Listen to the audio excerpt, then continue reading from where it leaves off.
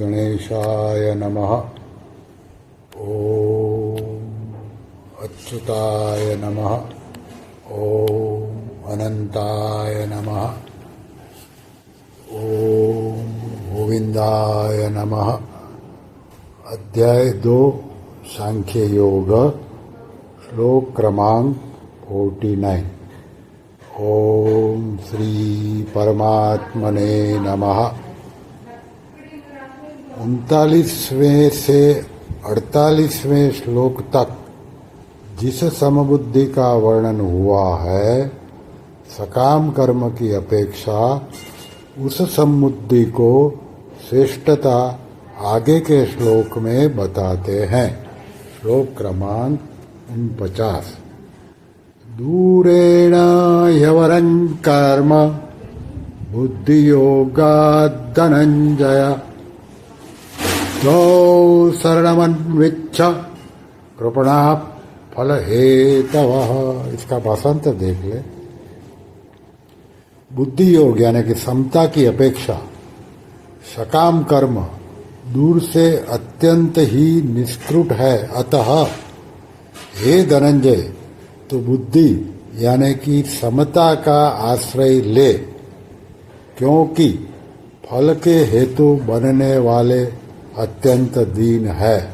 अभी इसकी व्याख्या साधक संजीवनी आधारित हम देखें। दूरेण यवरम कर्म बुद्धि योगात। बुद्धि योग अर्थात समता की अपेक्षा सकाम भाव से कर्म करना अत्यंत ही निष्कृत है। कारण कि कर्म भी उत्पन्न और नष्ट होते हैं तथा उन कर्मों के फल का भी संयोग और वियोग होता है, परंतु योग यानी कि समता नित्य है, उसका कभी वियोग नहीं होता, उसमें कोई विकृति नहीं आती। अतः समता की अपेक्षा सकाम कर्म अत्यंत ही निष्कृष्ट है। संपूर्ण कामों में समता ही श्रेष्ठ है। समता के बिना तो मात्र जीव कर्म करते ही रहते हैं तथा इन कर्मों के परिणाम में जन्मते मरते और दुख भोगते रहते हैं। कारण कि समता के बिना कर्मों में उद्धार करने की ताकत नहीं है। कर्मों में समता ही कुशलता है। अगर कर्मों में समता नहीं होगी तो शरीर में अहंता ममता हो जाएगी, और शरीर में अहंता ममता होना ही पशु बुद्धि है। भागवत में सुखदेव जी ने राजा परीक्षित से कहा है, त्वम तु राजन मरिष्येति पशु बुद्धिमाम जही। अर्थात हे राजन, अब तुम यह पशु बुद्धि छोड़ दो कि मैं मर जाऊंगा।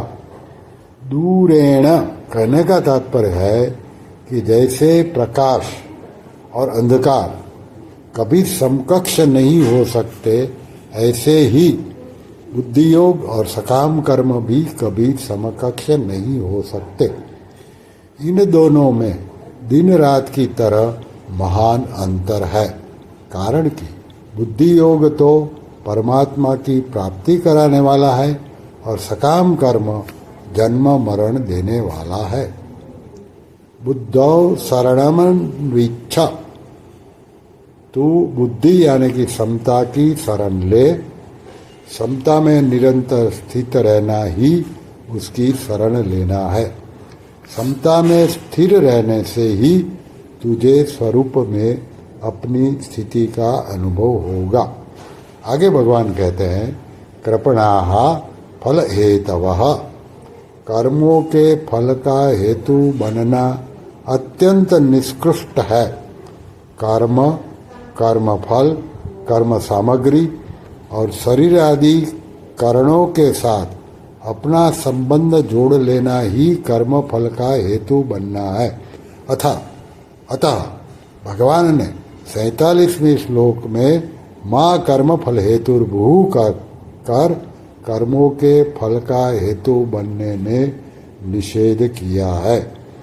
कर्म और कर्म फल का विभाग अलग है तथा इन दोनों से रहित जो नित्य तत्व है उसका विभाग अलग है।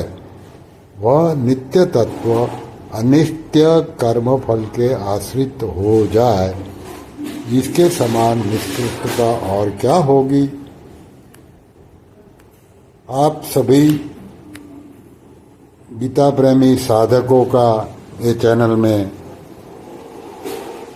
हार्दिक आमंत्रण है।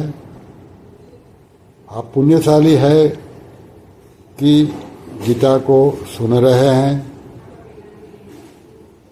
आपको नम्र निवेदन है कि ये विवेचन, ये वीडियो ज़्यादा से ज़्यादा लोगों को शेयर कीजिए, जिससे वो भी लाभान्वित हो जाए। अगर आपको ये पसंद आया तो वीडियो को लाइक कीजिए, और अभी तक अगर सब्सक्राइब नहीं किया है तो इसको सब्सक्राइब कीजिए। श्री कृष्ण शरणम मम, श्री कृष्ण शरणम मम, ओम श्री कृष्ण शरणम मम, श्री कृष्ण शरणम मम, श्री कृष्ण शरणम मम, ओम श्री कृष्ण शरणम मम।